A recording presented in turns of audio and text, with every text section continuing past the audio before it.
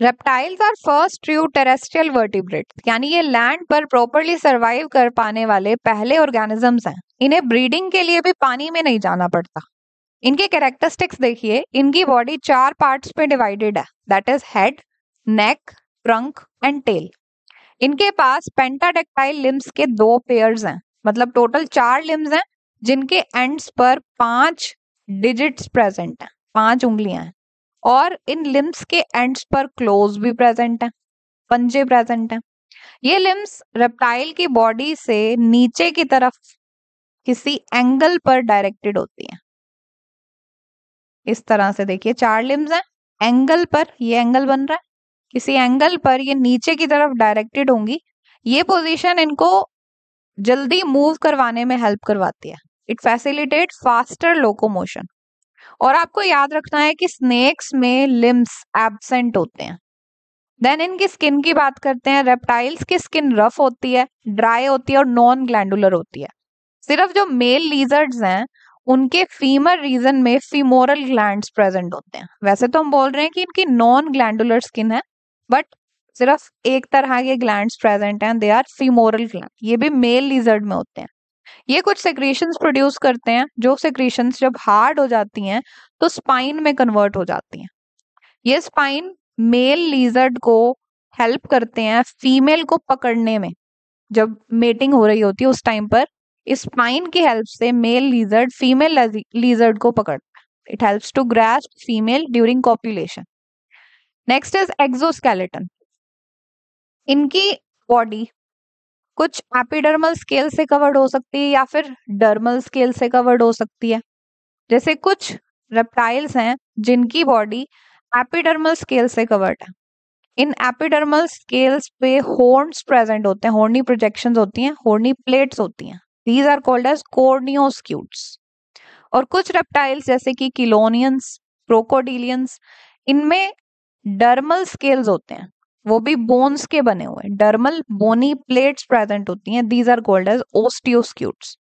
So exoskeleton can be corneoscutes जो कि epidermis से बनी हुई है, और ये कैरेटिन से डिराइव्ड, एक्चुअल में बोन से डिराइव्ड नहीं है, हॉर्नी प्रोजेक्शंस है। और दूसरी है ओस्टियोस्क्यूट्स। ओस्टियोस्क्यूट्स ओस्टियो वर्ड से आया, यानी बोनी स्केल्स हैं, ये बोन से बने हुए होंगे। नेक्स्ट इज एंडोस्केलेटन, जो इनका इंटरनल स्ट्रेंथ प्रोवाइड करने वाला फ्रेमवर्क है। It is mainly formed of bones. Monocondylic skull होती है, मतलब इनके स्कल के नीचे वाले रीजन में एक बोनी प्रोजेक्शन प्रेजेंट होती है। इस बोनी प्रोजेक्शन को बोलते हैं कोंडाइल, ओसिपिटल कोंडाइल। सिंगल है, एक ही बोनी प्रोजेक्शन है, so it is called as monocondylic skull. अब इस बोनी प्रोजेक्शन का काम क्या होता है? ये बोनी प्रोजेक्शन स्कल को वर्टिब्रल कॉलम के साथ कनेक्ट करती होती है। इनकी स्कल इनकम्प्लीट क्रेनियम की बनी होती है। क्रेनियम के बीच में होल्स प्रेजेंट होते हैं। इन होल्स को बोला जाता है टेम्पोरल वैक्यूटिस या फिर टेम्पोरल फोसे। इन्हीं के बेसिस पर रेप्टाइल्स को क्लासिफाई किया जाता है। वो जब हम क्लासिफिकेशन देखेंगे तब आपको पता चल जाएगा। नेक्स्ट इनके वर्टिब्रे प्रोसीलस हैं। Pro means first, coelous word is used for coel और कैविटी। तो मतलब इनके वर्टिब्रे में पहले कैविटी आती है। तो ये देखिए, ये इनका वर्टिब्रे है, पहले आई कैविटी, उसके बाद जो वर्टिब्रे है, सेंट्रम है, पहले एंटीरियरली वो कनकेव है और पोस्टीरियरली कन्वेक्स होता है। Such type of vertebrae is called as procoelous. दोबारा समझिए, पहले कैविटी, फिर सेंट्रम, सेंट्रम का भी इंटीरियर हिस्सा कनकेव और पोस्टीरियर हिस्सा convex. This is procoelous vertebrae. Next है मोनोहेडेड रिब्स या यूनिसेफेलस रिब्स प्रेजेंट होती हैं। देखिए, uni means one, cephalous word use करते हैं हेड के लिए। तो इनकी जो रिब्स होती है ना, वो सिंगल साइड से, सिंगल रीजन से जुड़ी होती हैं। जो दूसरा एंड होता है वो जुड़ा नहीं होता। इसके लिए हम वर्ड यूज करते हैं आर्टिकुलेशन। तो एक साइड से आर्टिकुलेटेड होती है और दूसरी साइड से आर्टिकुलेटेड नहीं होती। जिस साइड से आर्टिकुलेटेड होती है वो इसका हेड रीजन माना जाता है। तब एक साइड से आर्टिकुलेटेड है, मतलब सिंगल हेड है इसका, दैट इज वाई से बोला जाता है मोनोहेडेड या यूनिसेफेलस रिब्स। नेक्स्ट है सिलोम। इनके पास ट्रू सिलोम होती है, ट्रू बॉडी कैविटी प्रेजेंट होती है, जो इंटीरियर और पोस्टीरियर हिस्सों में बॉडी को डिवाइड करती है। जो इंटीरियर कैविटी होती है that is pericardial cavity, heart के पास होती है, ये हार्ट वाली कैविटी होगी इनफैक्ट। और पोस्टीरियर कैविटी है उसे बोला जाता है pleuroperitoneal cavity. Next is digestive system. Reptiles mostly carnivorous होते हैं, इनकी एलिमेंट्री कैनाल क्लोइकल अपर्चर से बाहर खुलती है। रेस्पिरेटरी सिस्टम, पल्मोनरी रेस्पिरेशन है, मतलब लंग्स प्रेजेंट होती हैं। इनके पास एक पेयर लंग्स का होता है, मतलब 2 लंग्स होती हैं। स्नेक्स में सिर्फ एक फंक्शनल लंग होती है। और जो इंस्पायरेटरी मसल्स हैं दैट इज इंटरकोस्टल मसल्स, ये प्रेजेंट होती हैं और ये रेस्पिरेशन में बहुत इंपॉर्टेंट रोल प्ले करती हैं। देन आ जाते हैं सर्कुलेटरी सिस्टम पर। मोस्टली या कह लीजिए सभी रेप्टाइल्स में 3 चैम्बर्ड हार्ट होता है, सिर्फ एक रेप्टाइल को छोड़ के दैट इज क्रोकोडाइल। क्रोकोडाइल में 4 चैम्बर्ड हार्ट है। तो देखिए जो 3 चैम्बर्ड हार्ट हैं उनमें से 2 तो हो गए ऑरिकल्स, एक हो गया वेंट्रिकल, ये हो गया 3 चैम्बर्ड हार्ट। बट अगर मोर स्पेसिफिकली समझा जाए तो एक्चुअल में रेप्टाइल्स में 3.5 चैम्बर्ड हार्ट होता है। वो कैसे होता है? 2 तो ऑरिकल्स हैं, वेल डेवलप्ड ऑरिकल्स, और ये जो वेंट्रिकल है इसके बीच में सेप्टम हाफ होता है, मतलब हाफ जंक्शन बन गया होता है, पूरा नहीं बना होता। तो प्रॉपर सेपरेशन नहीं हुई बट सेपरेशन स्टार्ट हो गई, सो ये 3.5 चैम्बर्ड हार्ट हो गया। बट क्रोकोडाइल में एक्सेप्शन है कि ये 4 चैम्बर्ड हार्ट होते हैं इसके पास, क्योंकि इसका जो सेप्टम है वो पूरा डेवलप हो जाता है। आरबीसीज ओवल होते हैं, इनके बायकन्वेक्स होते हैं और न्यूक्लियस प्रेजेंट होता है। साइनस विनोसिस प्रेजेंट है, कोनस आर्टरियोसिस प्रेजेंट है। कोनस आर्टरियोसिस 3 आर्क्स में स्प्लिट हो जाता है, that is pulmonary, right systemic and left systemic arc. Next is nervous system. 12 pairs of cranial nerves present होते हैं इनके पास, और सेरिब्रल हेमिस्फीयर स्मूथ होता है and it shows less intelligency. Cerebellum भी ज्यादा डेवलप नहीं होता क्योंकि इनमें यूनिप्लेनर मूवमेंट होती है। सेरिबेलम उन ऑर्गेनिजम्स में डेवलप होता है जिनको बैलेंसिंग करनी होती है। अब क्योंकि इनको एक ही प्लेन में मूव करना होता है, एक ही प्लेन में मूव करते हैं ये, यानी यूनिप्लेनर मूवमेंट है, तो इनमें ज्यादा बैलेंसिंग का काम नहीं है, इस वजह से सेरिबेलम भी डेवलप्ड नहीं है ज्यादा। स्मेलिंग का काम बहुत ज्यादा होता है इनमें, so olfactory lobes are large sized and well developed. Sense organs हैं ईयर्स, ईयर इंटरनल, मिडल और एक्सटर्नल ऑडिटरी कैनाल, यानी एक्सटर्नल ईयर, ये तीनों ही प्रेजेंट है। मिडल ईयर के पास सिर्फ स्टेपीज प्रेजेंट होती है, जो ईयर ऑसिकल है that is only stapes here. Next इनके पास स्मेलिंग ऑर्गन्स जो होते हैं उन्हें कहा जाता है जैकोब्सन ऑर्गन, ये बहुत इंपॉर्टेंट है, कॉम्पिटिशन में ये पूछा जाता है। जैकोब्सन ऑर्गन रेप्टाइल्स में होते हैं एंड इनका काम है smelling. Excretory system, kidneys present है, यूरिकोटैलिक एक्सक्रीशन है इनमें। एक्वाटिक, सेमी एक्वाटिक फॉर्म्स भी हैं, कुछ रेप्टाइल्स ऐसे हैं जो लैंड पर तो रह रहे हैं पर पानी में भी जा रहे हैं, जैसे कि क्रोकोटाइल्स। एक्वाटिक हो गए टर्टल्स। ये जो है देखिए यूरिकोटैलिक तो एक्सक्रीशन वो देंगे जो कि प्रॉपरली टेरेस्ट्रियल होंगे, जो प्रॉपरली लैंड पर सरवाइव करने वाले होंगे। इनके अलावा ये जो 2 फॉर्म्स एग्जिस्ट कर रही हैं, जो एक्वाटिक हैं और सेमी एक्वाटिक हैं, ये यूरिया एक्सक्रीट करते हैं, यानी दे शो यूरियोटैलिज्म। बॉडी टेम्परेचर पॉइकिलोथर्मल है ये, यानी कोल्ड ब्लडेड ऑर्गेनिज्म है। रात को ये लेजी हो जाते हैं, स्लगिश होते हैं, ज्यादा एक्टिव नहीं होते, और विंटर्स में ये हाइबरनेट करते हैं। अब क्योंकि इनमें एक्टोथर्मिज्म है, यानी ये कोल्ड ब्लडेड है, इसका एक एडवांटेज होता है इनको। वो क्या एडवांटेज है? देखिए जो भी एंडोथर्मिक ऑर्गेनिज्म है उनको अपनी बॉडी के टेम्परेचर को मेंटेन करने के लिए बहुत एनर्जी वेस्ट करनी पड़ती है, इसी वजह से उन्हें टाइम टू टाइम खाना भी खाना होता है।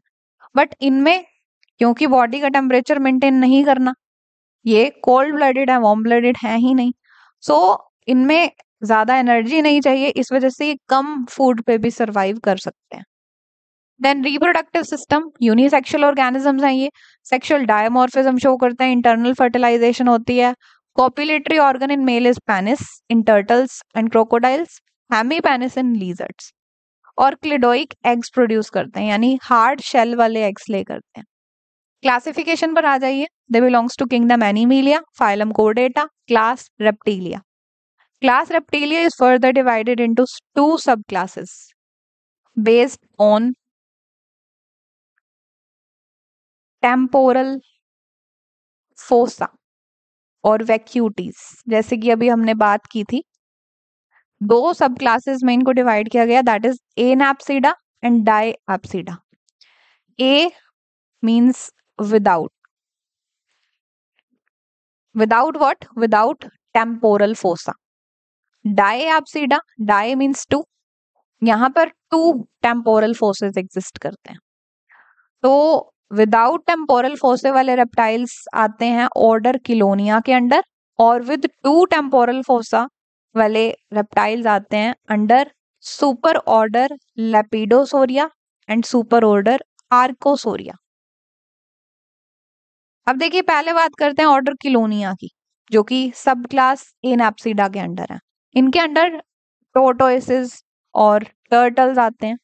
इनकी जो बॉडी होती है वो शेल से कवर्ड होती है, टॉर्टोइस की बॉडी शेल से कवर्ड होती है। जो ऊपर वाली प्लेट होती है, इनके शेल की ऊपर वाली प्लेट होती है, that is called as carapace, dorsal plate is carapace, और जो वेंट्रल प्लेट है that is called as plastron. Carapace is supported by dermal bony plate, they are osteoscutes. इनकी बॉडी चार पार्ट्स में डिवाइडेड है, हेड, नेक, ट्रंक, टेल, और इनमें cloacal respiration देखने को मिलती है। फिर आ जाइए सुपर ऑर्डर पर, super order Lepidosauria and super order Archosauria, जो कि सब क्लास डायएप्सिडा के अंडर है। सुपर ऑर्डर लेपिडोसोरिया के अंडर फर्दर दो ऑर्डर्स आते हैं, that is Squamata and Rhynchocephalia, and Archosauria super order के अंडर आता है ऑर्डर क्रोकोडिलिया। बस आपको इतनी क्लासिफिकेशन याद रखनी है।